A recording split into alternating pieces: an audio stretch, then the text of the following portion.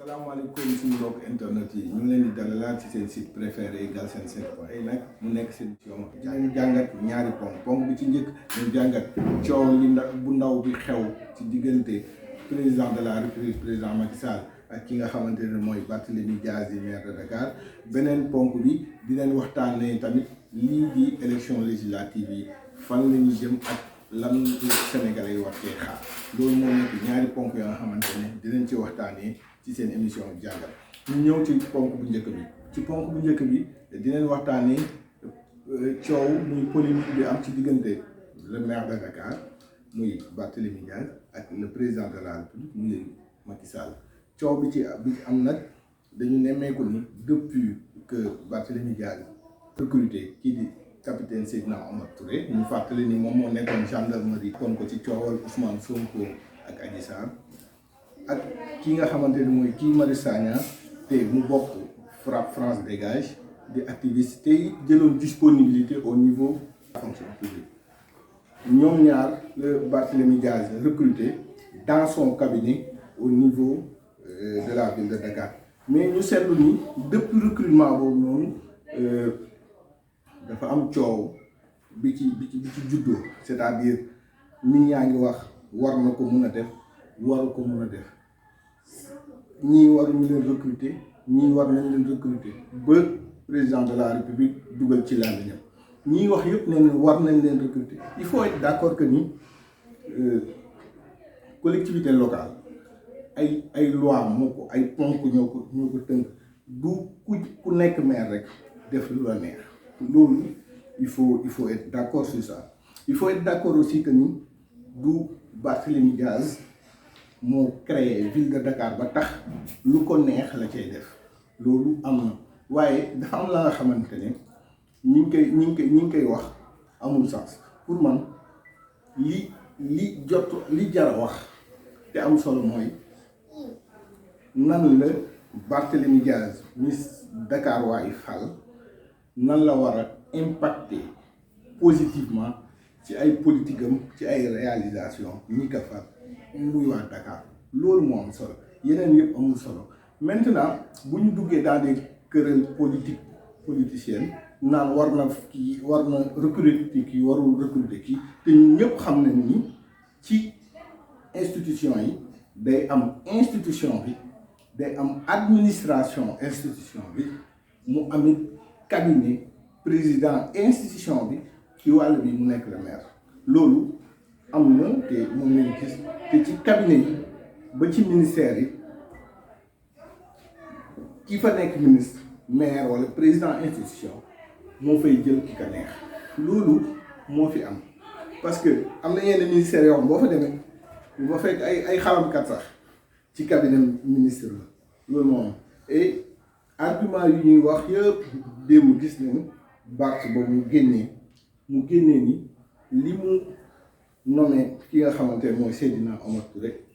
moom créé wu ko daf ko fa fekk parce que Khalifa Ababacar Sall ba moom ba muy falu am na ku mu nommé woon conseil spécial bu yore wàllu kaaraange donc yenn yi quand même acharnement lay xaw a nduru beneen bi ce que je dénonce le plus nag mooy le fait que ni des Sénégalais ñuy wax ni Barthélémy Dias amul droit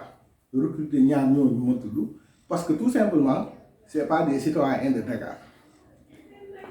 bu ma déggee loolu ak ñi ko wax dama tiit xam nga lu may tiital bu ñu fàttalikoo Serigne Mbacké Ndiaye xombal la dëkk ba récemment il a été agent de la mairie de Dakar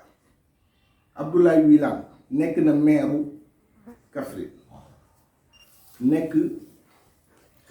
actuellement député à l'Assemblée nationale nekk président conseil départemental Abdoulaye Wilane moom agent mairie Dakar la te du Dakar waa bu yàggul dara ñii di wax loolu dama leen laaj fan lañ nekkoon ba ki nga xamante ne mooy Aliou Sall di rakk ci président Macky Sall nekkoon fi maire Guédiawaye jëloon maire Gossas def ko daaju mairie ville de Guédiawaye loolu fii la xewee et personne n'a pipé mot. Et aussi, il faut qu'on se respecte. Il faut qu'on se respecte. Il faut que nous bagnons catégoriser les Sénégalais. Mairie Dakar, qui Sénégal d'abord, s'il y a des Sénégalais qui ont contribuer ci liggéeyam ak fu ñu juddoo ak fu ñu doon ak ku ñu doon dañ leen fa war a jël loolu mooy la réalité parce que aussi l'objectif premier mooy c'est de développer le Sénégal. L'objectif premier c'est pas de développer uniquement la ville de Dakar non, l'objectif c'est de développer tout le Sénégal. Donc bu amee un Sénégalais bu dëkk Dakar mun a développer Kédougou nekk mairie Kédougou jël. C'est ça la réalité. Le président de la République, li ko dugal ci polémique bi, pour moi, c'est qu'il est descendu très bas, alors que lui, il doit être ci beneen niveau mooy mu gën a kawe. Président Macky Sall dafa ñëw recevoir pour man erreur bu mu def erreur de communication la et erreur d'opportunité la dafa ñëw war a recevoir les travailleurs. Ñu indi ko seen cahier de doléance c'est-à-dire liggéeykat sénégalais ñoo gis le chef de l'État pour ñu waxtaan ci li seeni ak seeni yelleef yi ñuy joytu ci at bi kooku noonu di président Macky Sall ñëw di wax samay maire mais le président Macky Sall il faut lui dire que ni moom amul maire président Macky Sall amul maire c'est les Sénégalais qui ont élu des maires comme moom ni nga ko falee au suffrage universel direct moom li ko fal moo fal les maires là kon moom leen il n'a pas de maire. Ça il faut que ñi mu àndal ñu koy fàttali yooyu ça c'est des erreurs. Beneen bi parlant du maire de Dakar bon sans le nommer quand même mu wax ci cas bi parce que les recrutements yi ñu ko interpellé woon c'était ça mu wax ba tudd baatu jëlee ko fi comme ni mu defoon kii di Khalifa Ababacar Sall mais yooyu aussi pour man erreur la dans la logique où la sortie du maire Barthélémy Dias tontu bu mu ko ci indil pour man il a donné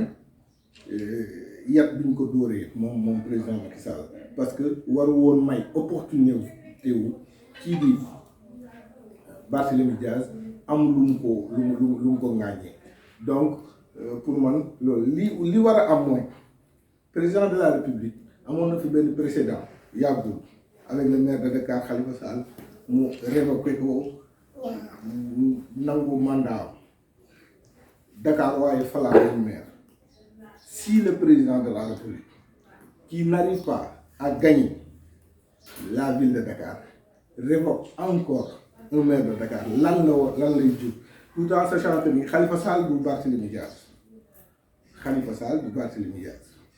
lan lay jur et est-ce que respect la ak moyens yi mu am yëpp ak ñi mu àndal biir Dakar rek yëpp ñu dóor leen avec une différence de 92 000 voix que ngay à chaque fois ngay révoquer maire boobu noonu te à chaque fois mu ngay gagner ci opposition la bokk loolu du sax respect vis-à-vis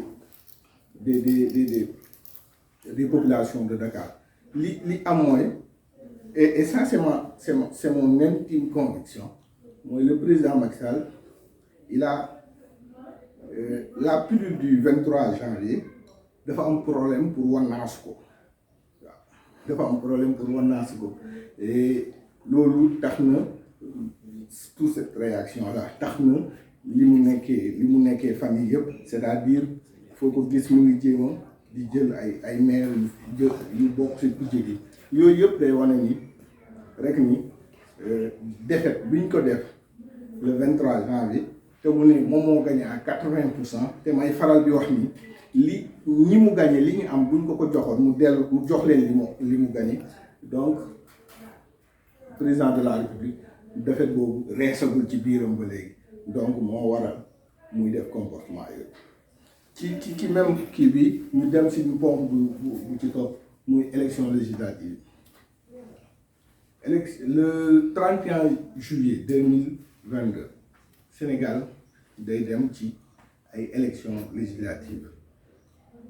gannaaw ba ñu falee ay députés depuis 2017 ñu jeexal et logiquement 5 ans après dañuy fal on va vers une 15e législature. 15e législature ñi ngi fay dem mais d'abord dañuy wax ci profilu candidat yi am parce que peut-être on peut aller peut-être je dis peut-être on peut aller vers une assemblée de rupture peut-être je dis bu ñu jëlee même au niveau du pouvoir les jeunes yi fa nekk ya nga xamante ne nit ñi war nañ am yaakaar ci ñu nekk candidat gis nañ ci ñu bari gis nañ ci à Thiès ay Habib Niang ñoom ñëpp di posé ni gis nañ ay Abdou Khafor Touré des gens qui n'ont jamais été députés et qui peuvent être de très bons profils gis nañ à Dakar des gens comme Bouna Kanté et qui peuvent être de très bons profils ñooñu ñëpp ci pouvoir lañ bokk et war nañ mun a apporter benn changement ñu dem ci opposition bi ak ci société civile bi suñ ko mënee wax ñu gis un gars comme Guy Marius Sagna même si bu dee dafa ne Yewwi Askan Wi lay àndal c'est son droit mais Guy Marius Sagna moom it il est candidat et beaucoup de gens disent que ni moom bu nekkee député ça veut dire que ni daf ko fekk si liggéeyam rek mun na nekk député parce que yàgg na nekk député beneen bi Pape Djibril Fall suñu confrère boobu ñu koy ñaanal mu am ci li mu nekk nii ci li mu soobu ni mu am ci ay ndam yu rëy moom Pape Djibril qui connaît Pape Djibril ak son engagement ci ay valeurs sénégalaises et aussi sa jeunesse et aussi son intellect war na apporter lu bëri gis nañ des gens comme docteur Abdourahmane Diouf comme Thierno Alassane Sall comme Thierno Bocoum qui peut revenir Cheikh Omar Sy qui peut revenir ak seen Aar Sénégal dans Yewwi Askan Wi Ousmane Sonko qui peut revenir Barthélémy Diaz qui peut revenir à l'Assemblée Habib Sy Aïda Mbodj et beaucoup et j'en passe et c'est des profils yoo xamante ne mun nañ yaakaar ne mun nañ apporter dara mais le mais c'est qu'on va vers peut-être des élections très très violentes très très dangereuses parce que pour une première fois d'abord président Macky Sall ni mu vacillé période bi électoralement ni mu vacillé musu ko vacillé en 10 ans beneen bi on peut penser que cette opposition là a les moyens de gagner élection yi pousser à la cohabitation qui dit président Macky Sall loolu c'est une réalité bi fi am maintenant est-ce que dinañ ko def ils ont la possibilité de le faire mais est-ce que dinañ ko def parce que pour gagner il faut que mu am en face du président Macky Sall c'est-à-dire de Benno Bokk Yaakaar une liste bu am doole bu regrouper presque les opposants yi ëpp doole te loolu bu amee bis buñ ko réussir les gens avaient presque réussi ça en 2017 mais à quelques jours ñu tas ñii dem fii ñii dem fële te loolu ça avait profité au président Macky Sall beneen bi bu loolu amul il faut impérativement que opposition bi am 2 à 3 pôles yoo xamante ni dañu am doole pouvoir contrebalancer la puissance de Benno Bokk Yaakaar parce que dire que ni Benno Bokk Yaakaar amul doole loolu c'est nier l'évidence am nañ doole parce que bu ñu fàtte ni ba léegi yenn collectivités locales yi ñoom yi nekk ci àll yi en général les zones rurales ñoom ñoo koy gagné te aussi bu ñu fàtte ni élection législative dafa am parti raw gàddu c'est-à-dire lu ma ëppalee rek maa ko moom te ci loolu gis nañ ni bu ñu jëlee dernière élection yi fi am même bu dee 5% ñoom ñoo ko ëppalee ñii di opposition bi donc ils peuvent effectivement gagner, mais leur chance c'est ci grande agglomération yi foofu la chance opposition bi gën a nekkee te yaakaar nañ ni ñoom ils peuvent être forts là-bas. Mais dans la stratégie du président Macky Sall dafa am benn affaire boo xamante ne bis buñ ko ci fàtte parce que il est fort dans ça. Il est fort dans la manière de jaxase le jeu. Il est très fort sur ça. Le président Macky Sall, il rend flou le jeu. Il rend flou le jeu. L'exemple, c'est en 2017. 2017,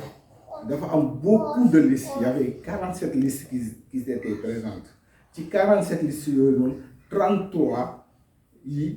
dugguñu assemblée, c'est-à-dire il y a que 14 qui sont rentrés à l'assemblée et ci 14 yooyu am na si ñoo xamante ne ñu ci bëri plus fort reste lañu duggee ku ci mel ne ay Ousmane Sonko ay Théodore Chérif Théodore dafay jaxase ñëpp, c'est-à-dire il va créer des listes yoo xamante ne ay listam lañ. L'exemple de Serigne Mbacké Ndiaye qui avait dit en 2017 que ni moom président financé wu ko mais président jox na ko xaalis pour mu campagne. L'exemple de Serigne Mbacké Ndiaye, l'exemple de Farba Senghor et de Pape Samba Mboup. Am nañ ci yeneen ak yeneen yoo xamante ni c'était des listes yoo xamante ni ils étaient avec le président Macky Sall, mais ils devaient avoir des listes simplement pour que le jeu soit flou. C'est-à-dire ñii tànn seen tànnin jafe seen tànnin saa yu jafe rek ça arrange au président et à sa coalition. Loolu moo am li am ba am mooy on va vers des élections très très dangereuses, très très violentes, parce que ñii cohabitation arrangé wu leen de ce fait ils feront tout bu jaree bakkan sax bu jaree ay bakkan sax, mais ils feront tout pour ne pas perdre. Beneen bi mooy l'opposition, ils feront tout pour que waa ji dem en ballottage. Ils feront tout pour que mu dem en ballottage te loolu noonu li mu jaral ñee rek dina leen ko jaral, parce que dégg nañ beaucoup de gens di ko wax ci ñoom notamment Ousmane Sonko li mu leen jaral rek jaral na leen ko. Et de ce fait ci ñaari cas yooyu noonu ci diggante bi muy am ñaa xamante ñoo ëpp solo ñaari cas yëpp, parce que ñooñu ñoo tax ñaari cas yëpp di daw. te après ñaari cas yooyu yëpp ku ci nekk sa intérêt ngay daw, pas intérêt ñooñu mooy le peuple. Le peuple sénégalais c'est le seul bi joxe nguur, mais c'est le seul bu mën a rocc ci nguur. Et ce peuple là il faut que ñu exigeant. Il faut que ñu exigeant. Il faut plus que ñu leen di naxee ay tour, il faut plus ñu leen di naxee ay privilèges yoo xam ne yéen a ko joxe. Il faut que ngeen wax ñii ñëw bëgg jël ci seeni baat ni yéen li ngeen bëgg ñun ñoo ko yor, donc li ñu leen di dénk fexe leen ba xam ni ñun ñoo ko moom. Booy dénkaane nag il faut être exigeant. Il faut pas nga dénk nit ba pare mu jël la defal la saret, parce que loolu je pense que jeex na, et que ni ma gisee l'évolution de la mentalité des Sénégalais foofu lañu jëm. Donc ces élections là peuvent être très violentes, mais aussi mën na nekk des élections de rupture, mu nekk élection yoo xam ne le peuple day ñëw laajte effectivement ni ñun lii lañ bëgg lii ngeen ñu war a defal, parce que ñoom ñooy joxe kàddu gi, ñoom ñooy joxe pouvoir. Ci loolu mbokk internet yi ñi ngi jeexal foofu suñu kàddu te kontaan loolu toog ak yéen waxtaan ak yéen ci seen émission jàngat, di leen dig daje beneen semaine ci beneen jotaay.